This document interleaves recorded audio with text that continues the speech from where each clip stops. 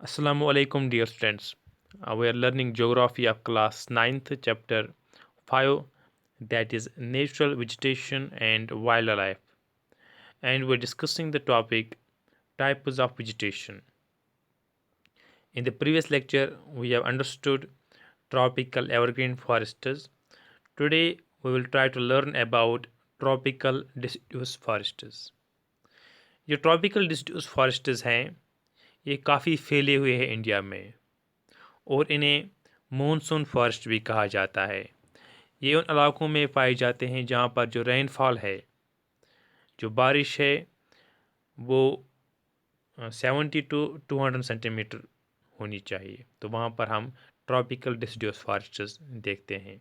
और जो यहाँ पर ट्रीज़ हैं इन फॉरेस्ट्स में, वो अपने जो लीव्स हैं वो शेड करते हैं for 6 to 8 weeks in dry summer.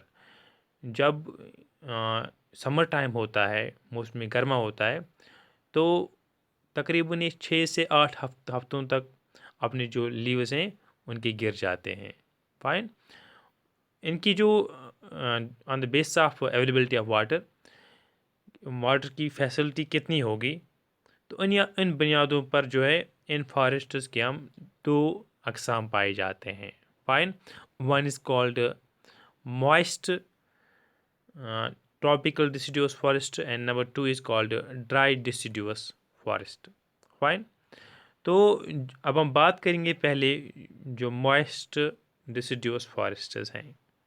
यहाँ पर जो रेनफॉल होती है उनकी जो रेंज होनी चाहिए बिटवीन 100 to 200 सेंटीमीटर होनी चाहिए। और ये जो फॉरेस्ट होते हैं ये ज़्यादातर हम देखते हैं हमारा जो eastern part of the country है, जैसे कि हमारे पास नॉर्थ ईस्टर्न स्टेट्स हैं, जो हमारे फुट हिल्स हैं हिमालयाज़ के, झारखंड में पाए जाते हैं, जो उड़ीसा का वेस्टर्न हिस्सा है या छत्तीसगढ़, इस तरह से जो हमारे ईस्टर्न स्लोप्स है वेस्टर्न घाट्स के, तो वहाँ पर भी ये सब पाए जाते हैं। फाइन। इसके साथ साथ अगर आप वेजिटेशन की बात करेंगे, यहाँ पर कौन कौन से प्लांट्स पाए जाते हैं, जैसे यहाँ पर टीक हैं जो एक डोमिनेंट स्पीशीज़ है इन फॉरेस्ट्स में। इसके साथ साथ यहाँ पर बैम्बूज भी हम देखते हैं, साल, शीशम, सैंडलवुड, खेर, कुसुम, अर्जुन, मलबरी। और ये सब जो ट्रीज़ हैं, जो बैम्बूज, साल, शीशम, सैंडलवुड, खेर, कुसुम, अर्जुन, मलबरी है, ये यहाँ कमर्शियली इनकी काफ़ी इंपॉर्टेंस है इन स्पीशीज़ की। फाइन। जो कि मॉइस्ट डिसिडुअस फॉरेस्ट में पाए जाते हैं। And number 2 is dry deciduous. Now ये जो फॉरेस्ट एरियाज़ है ये उन जगहों पे पाए जाते हैं जहाँ पर रेनफॉल है वो लाई करते हैं बिटवीन 70 सेंटीमीटर्स एंड 100 सेंटीमीटर्स। और ये पाए जाते हैं ये जंगलात जो रेनियर पार्ट हैं हमारे पेनिनसुलर प्लेटो के, यहाँ जो प्लेन्स ऑफ बिहार हैं वो उत्तर प्रदेश, तो वहाँ पर ये पाए जाते हैं।